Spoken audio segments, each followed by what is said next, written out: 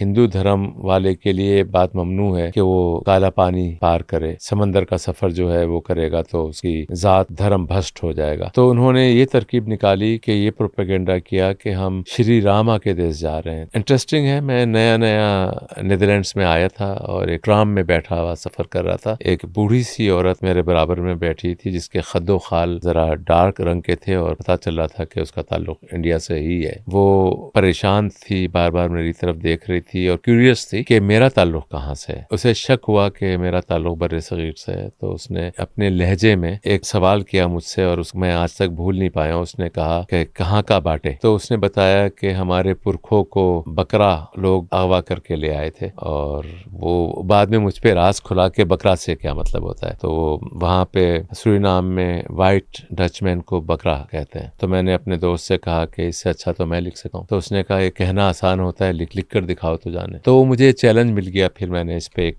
پلے لکھا۔ 10 فضول کتابیں پڑھنے سے بہتر ہے کہ ایک اچھی کتاب کو 10 بار پڑھ لیا جائے۔ چینی جو میٹھی نہ تھی وہ میرا ایک تجربہ تھا اور بہت مشکل سبجیکٹ ہے نوآبادیات پر لکھنا، اور یہ ریسرچ بیسڈ ناول تھا۔ میں نے بہت ریسرچ کی تھی اس کے لیے، اس زمانے کے ہندوستان پر اور اس زمانے کے سورینام پر۔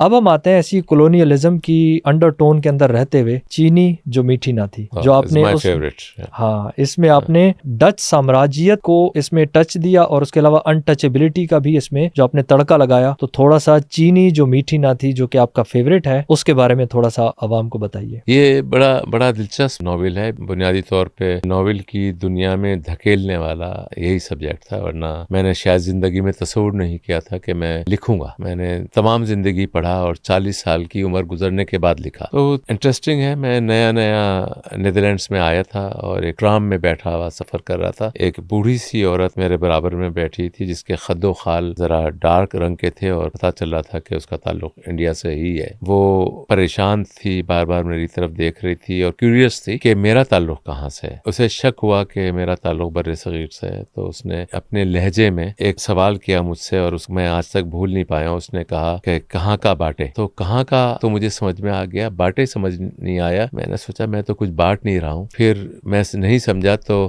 اس نے ریفریز کیا کہاں کا ہے، پھر میں سمجھ گیا اس کا مطلب۔ میں نے اس کو بتایا تو اس نے اپنی ٹوٹی پوٹی ہندی میں، ڈچ آمیز ہندی میں مجھ سے گفتگو کی۔ میں نے اس سے پوچھا کہ آپ کہاں کی ہیں، یہاں کیسے آئی ہیں، آپ یہ ہندی کیسے بول لیتی ہیں؟ تو اس نے بتایا کہ ہمارے پرکھوں کو بکرا لوگ اغوا کر کے لے آئے تھے، اور وہ بعد میں مجھ پہ راز کھلا کہ بکرا سے کیا مطلب ہوتا ہے۔ تو وہاں پہ سورینام میں وائٹ ڈچ مین کو بکرا کہتے ہیں اور وائٹ عورت کو بکرنی۔ خیر، تو پھر میں گھر آیا، میں نے کچھ ریسرچ شروع کری۔ اس نے کہا کہ اغوا کر کے لے آئے تھے، پھر اس نے کہا میرے پردادا کو سونے کا لالچ دے کے لائے تھے، ایسیٹرا ایسیٹرا۔ خیر میں نے گھر آ کے ریسرچ کی تو پتا چلا کہ نہیں، غلام اغوا کر کے تو نہیں لائے تھے، لیکن مس گائیڈ کر کے ضرور کیا تھا، جیسے کسی زمانے میں یہاں پہ چلتا تھا دبئی چلو اور لوگوں کو مڈل ایسٹ لے جانے کے لیے فراڈ کیا جاتا تھا۔ تو جب یہ بھرتیاں شروع ہوئی تھیں تو کوئی ہندو جانا نہیں چاہتا تھا، کیونکہ ایک ہندو دھرم والے کے لیے بات ممنوع ہے کہ وہ کالا پانی پار کرے، سمندر کا سفر جو ہے وہ کرے گا تو اس کی ذات دھرم بھسٹ ہو جائے گا۔ تو انہوں نے یہ ترکیب نکالی کہ یہ پروپیگنڈا کیا کہ ہم شری راما کے دیش جا رہے ہیں۔ تو سوری رام کو انہوں نے شری رام کر دیا، اور انہوں نے کہا کہ وہاں ایسی گنگا بہتی ہے جو اس گنگا سے بھی زیادہ پوتر ہے۔ بر صغیر میں جو گنگا بہتی ہے، ہندوستان میں جو گنگا بہتی ہے، اس میں ریت اور مٹی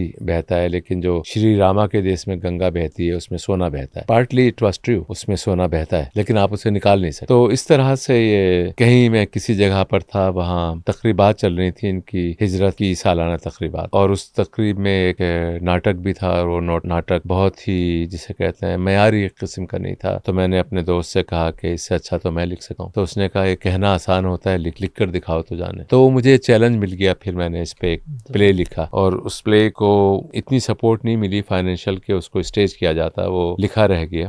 پھر میرے کولیگ نے کہا یہ پلے تمہارا اتنا اچھا ہے تم اس کو ایکسپینڈ کر کے ناول میں تبدیل کر دو اینڈ اٹ ول ادروائز یہ شیلف میں رکھا رہ جائے. تو اس طرح سے چینی جو میٹھی نہ تھی اس کا ظہور ہوا. زبردست. اب آپ نے اس کے اندر کچھ ایسی باتیں کی ہیں جو کہ ہر ایک ایسپیکٹ کو تو ہم ٹچ نہیں کر سکتے, لیکن ابھی آپ نے جو یہ کہا کہ چلو چلو دبئی چلو اور اس طرح لوگوں کو لوٹا جاتا تھا, تو ریسنٹلی کا نام ذیشان الحسن عثمانی ہے, تو انہوں نے بھی یہ بتایا کہ پاکستان میں ایجوکیشن کے نام پہ یا جاب دلانے کے نام پہ لوگوں کو لے کے جاتے ہیں ایسٹرن یورپ سائڈ پہ, اور پھر ان کو فائٹ کرواتے ہیں یہ جنگوں میں, یہ جو رشیا یوکرین وار ہے اس میں کرواتے ہیں, یا پھر ان کو بہت ہی شدید قسم کے حالات میں ان کو کام کرنا پڑتا ہے کیونکہ ان کے پاسپورٹ وغیرہ وہ لے لیتے ہیں, تو یہ کراتے ہیں. تو یہ بڑا اچھا اسپیکٹ تھا. اچھا, اس میں آپ نے ایک بات کی کہ آپ نے 40 کے بعد جو ہے نا لکھنا شروع کیا, تو اب آپ یہ بتائیے کہ اوور آل جو زندگی ہے, ایک تو انسان نے جو ریڈ کیا ہوا ہے, اور ابھی آپ نے یہ بتایا تھا کہ گھومنا پھرنا یہ جو ہے یہ بھی بک پڑھنے کے برابر ہی ہے, زیادہ بک سے زیادہ. تو یہ جو آپ نے بات کی کہ 40 کے بعد لکھنے کا, تو جو ہمارے ویورز جو کہ 40 کی ایج کو کراس کر گئے ہیں اور وہ یہ سمجھتے ہیں کہ یار 40 کے بعد ہم کیا فکشن کیا پڑھنا یا لکھنا کیا, اب تو ہم کمانے میں بیزی ہیں, اور جو نوجوان ہیں جو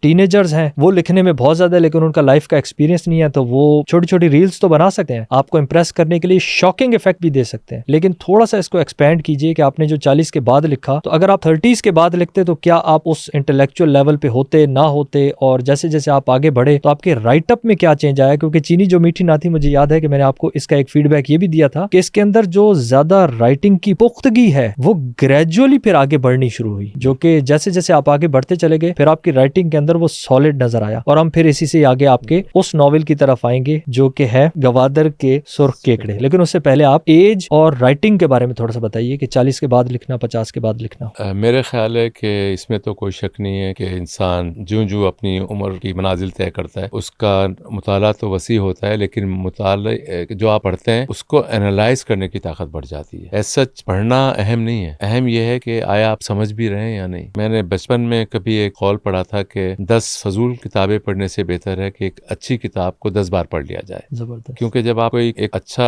متن پڑھتے ہیں, اچھا ٹیکسٹ پڑھتے ہیں اور بار بار پڑھتے ہیں, تو ہر بار پڑھنے سے اس کے نئے مطالب, اس کے نئے معنی آپ کے اوپر واہ ہوتے ہیں, وہ راز کھلتے چلے جاتے ہیں. تو چینی جو میٹھی نہ تھی وہ میرا ایک تجربہ تھا, اور بہت مشکل سبجیکٹ ہے نوآبادیات پر لکھنا, اور یہ ریسرچ بیسڈ ناول تھا. میں نے بہت ریسرچ کی تھی اس کے لیے, اس زمانے کے ہندوستان پر اور اس زمانے کے سورینام پر.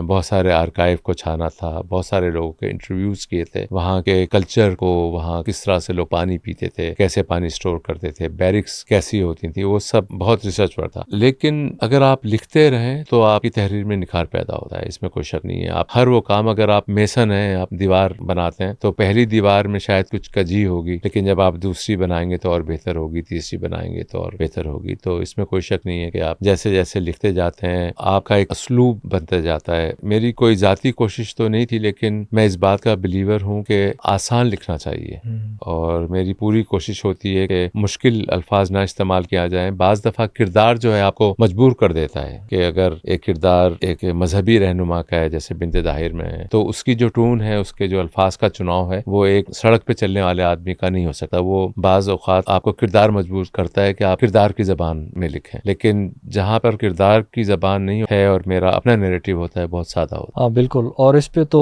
میں خود بھی اس چیز کا گواہ ہوں کہ میرے چھوٹے بھائی نے بھی جب یہ ناول پڑھا تھا تو وہ اتنا زیادہ اس کو شاید ریڈنگ کا موقع نہیں ملتا, چانس نہیں ملتا, تو اس نے بھی کہا یار میں اتنا زیادہ پڑھتا نہیں ہوں, لیکن یہ جو تم نے جس آتھر سے مجھے انٹروڈیوس کرایا نا, اس کی رائٹنگ واقعی مجھے سمجھ بھی آتی ہے, اینڈ آئی کین فالو. تو یہ جو بھی ہمارے سننے والے ہیں ان کے لیے بھی ہے کہ اگر وہ اردو میں آسان زبان میں ایک ایجوکیٹڈ ناول پڑھنا چاہتے ہیں جس سے وہ کچھ سیکھے بھی نکلیں, انجوائے بھی کریں, تو اس کے لیے آپ کے ناولز تو ان کی لائبریری میں لازمی ہونے چاہیے, جیسے کہ میری لائبریری میں ہے.